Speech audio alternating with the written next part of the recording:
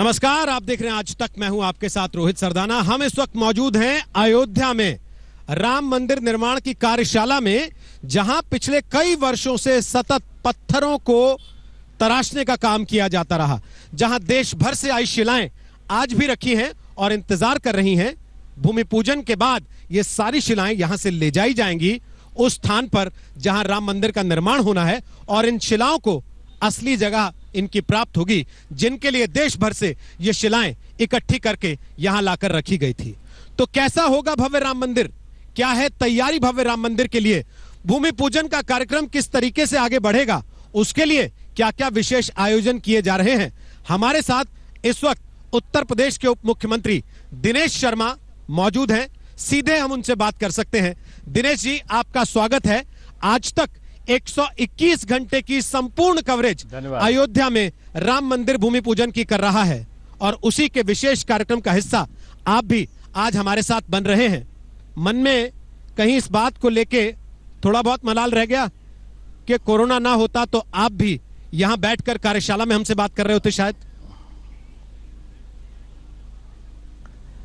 नहीं, निश्चित रूप में हम सबकी अपनी अलग अलग जिम्मेदारी है, किसको कहाँ रहना है ये तय किया गया है। कार्यशाला में आप हैं, आप सौभाग्यशाली हैं। श्री राम का मंदिर का भव्य निर्माण हो, ये भारतवर्ष की अधिकांश जनता की इच्छा रही है। और मैं समझता हूँ कि जिस प्रकार से एक प्रतीक्षा 500 साल से चली आ रही थी, वो प्रतीक्षा आज पूरी हो रही है। और उस प्रतीक्षा में आप अगर देखें तो लोगों ने कब से पत्थरों को गणना शुरू कर दिया था, पत्थरों में नक्काशी करना शुरू कर दिया था, इस आस के साथ कि एक दिन मंदिर का निर्माण होगा और ये पत्थर उसमें लगेंगे। तो मैं समझता हूँ कि आज बहुत बड़ी एक जो प्यास थी वो बुझी है, और लोगों का मन और मस्तिष्क में जो एक उत्कंठा थी वो आज शांत हुई है। और मैं जान सकता हूँ, देख सकता हूँ कि आज जगह जगह जिस प्रकार से यहाँ पर कीर्तन हो रही है, रामायण हो रहे हैं, जगह जगह मंदिर और मठ सजे हुए हैं। और अगर देखा जाए तो दीपोत्सव और स्पाइरल राइड का अनूठा संगम भी आज पूरे सब जगह अपनी अलग छटा बिखेर रहा है। और अयोध्या, जिस अयोध्या को हम जानते रहे हैं, अयोध्या ऐतिहासिक अयोध्या रही है। कई बार अयोध्या पर संकट आया और कई बार अयोध्या संकट से उभरी है। आज उस अयोध्या के नए स्वरूप की तरफ बढ़ती हुई अयोध्या को हम लोग देख रहे हैं। और ये वो नया स्वरूप होगा अयोध्या का कि जब हम वहाँ के जो ड्रेन्स हैं उनको टैप करके एसटीपी तक उनको पहुँचाने का काम पूरा कर चुके होंगे। हम उस अयोध्या को देखेंगे जिसके 9 बड़े और भव्य द्वार होंगे। हम उस अयोध्या को देखेंगे जिसकी 84 कोस की जो परिक्रमा है, जो 14 कोस की परिक्रमा है, और जो पंचकोसी परिक्रमा है, उनका पुनरुद्धार का कार्य जिस तेजी से चल रहा है वो अपने अंतिम रूप को धारण करेगा। हम उस अयोध्या को देखेंगे जहां 10,000 बसें आकर एक साथ खड़ी हो सकती होंगी। हम मल्टी लेवल कार की पार्किंग का भी अनूठा संगम वहां पर पाएंगे।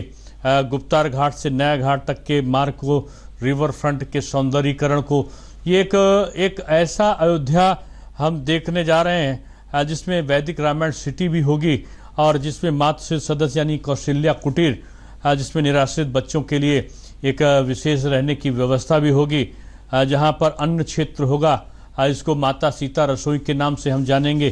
तो ये अयोध्या एक ऐसी अयोध्या के रूप में हम आज देखने जा रहे हैं, जो धार्मिक क्षेत्र के अनुसार तो है ही है, जिसके चारों ओर अगर आप देखें तो चारों ओर मार्गों का निर्माण हो रहा है। अगर देखें तो ये भजन संध्या का अगर आप स्थल देख रहे हो तो 94% काम इसका पूरा हो चुका है।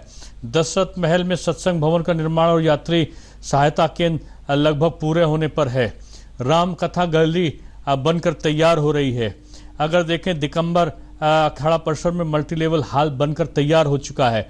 राम की पौड़ी का कार्य बड़ी तेजी के साथ में पूरा हुआ है। और लक्ष्मण किला घाट का अगर विकास देखें तो अंतिम चरण पे है, 90% से ऊपर काम इसका पूरा हो चुका है। चारों तरफ बाईपास का जो मैंने जिक्र किया है, बाईपास से अगर देखें तो काफ़ी लंबा बाईपास यहाँ पर बन रहा, 190 किलोमीटर का बाईपास बनकर तैयार होने की तरफ हम लोग तेज़ी से उसको काम शुरू कर रहे हैं। पंचकोसी परिक्रमा में मैंने बताया कि 2 लेन के रेलवे ब्रिज का निर्माण इसमें हो रहा है। उत्तरौला, अयोध्या, प्रयागराज में 4 लेन ओवर ब्रिज का निर्माण होगा। आसपास के क्षेत्रों का विकास भी अयोध्या से होकर होने का बात जो है वो भी तय हुई है। 14 कोसी परिक्रमा जो हम शुरू कर रहे हैं तो उसमें सूर्य कुंड का ऐसा लगता निर्माण, है ये रेलवे पूरा प्लान आप और योगी आदित्यनाथ पहले से बना के बैठे थे, इंतजार केवल अदालत के फैसले का कर रहे थे कि वहां से मंदिर को हरी झंडी मिले तब हम जाके लोगों को बताना शुरू करें कि देखो अयोध्या के लिए हमारे पास क्या क्या प्लान है। मैं इसमें एक बात तो आपने सही कही कि हमारे मुख्यमंत्री का एक विजन है और उनका विजन है एक नई अयोध्या का निर्माण। उनका एक विजन है कि अयोध्या केवल अयोध्या धार्मिक पर्यटन के क्षेत्र से नहीं बल्कि आर्थिक पर्यटन का भी केंद्र बिंदु बने। लोग यहाँ दर्शन करने आए तो उनको अन्य तमाम चीज़ें भी मिलें, दर्शन स्थल भी मिलें और यहाँ पर एक अर्थ का बहुत प्रमुख साधन अयोध्या बन जाए। इसके लिए इसका इंफ्रास्ट्रक्चर भी जिस प्रकार से पूरा करने का काम किया जा रहा है वो भी अपने आप में बहुत अनूठा है। मंदिर को लेके जो लोग लगे हैं उनसे हमने बात की तो पता लगा कि 3 साल का प्लान है। अगर कोरोना की ज्यादा मार लंबी ना चली तो 3 साल के भीतर काम को पूरा करना चाहते हैं मंदिर को। जो प्लान आपके पास है शहर को संवारने सजाने का, तो उसका रोड मैप कितने समय का है?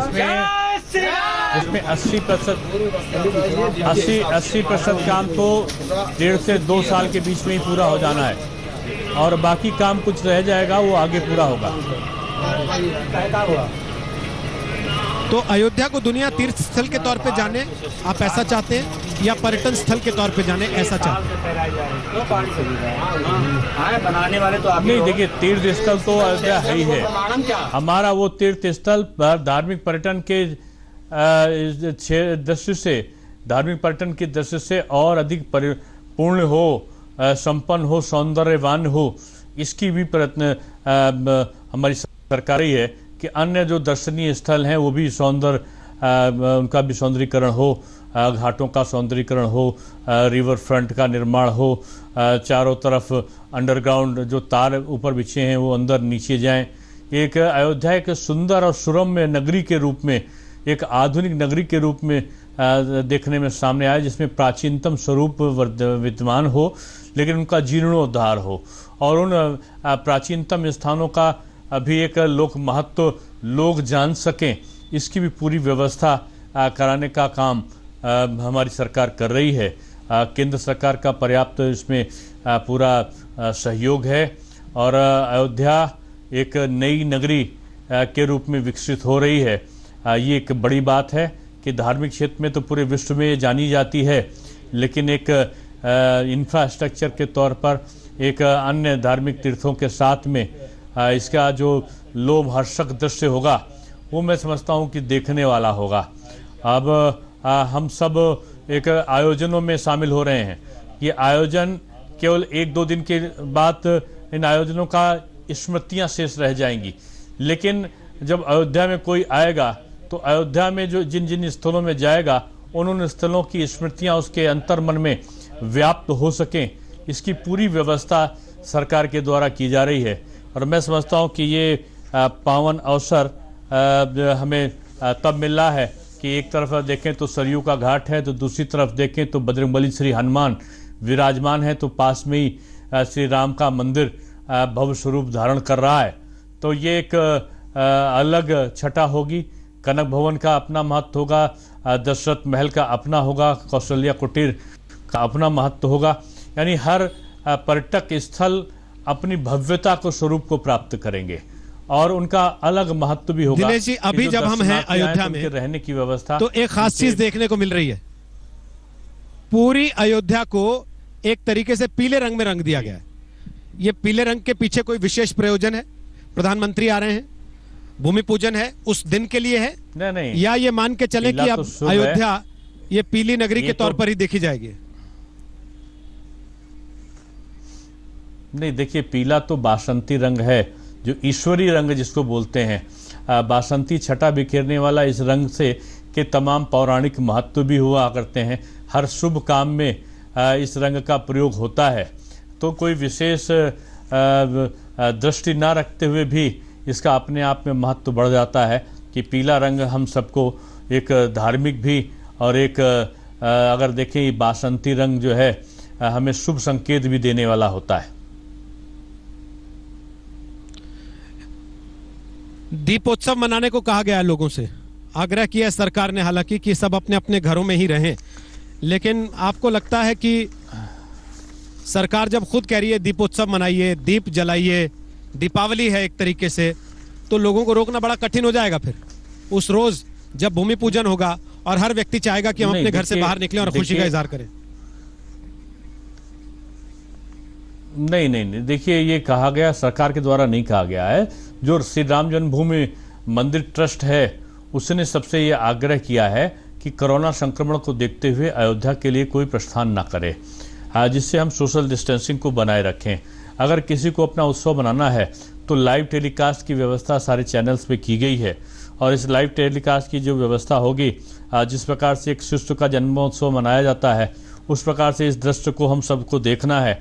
और घर में बैठकर जो धर्मपरायण जनता है अपने अपने घरों में, अपने मंदिरों में 5-5 दिए को जलाए और एक तरीके से जो भी दीपोत्सव की तरह सजा सकता है, अखंड रामायण कर सकता है, सुंदरकांड का पाठ कर सकता है, तो कर ये श्री राम जन्मभूमि ट्रस्ट न्यास की तरफ से ये अपील की गई है।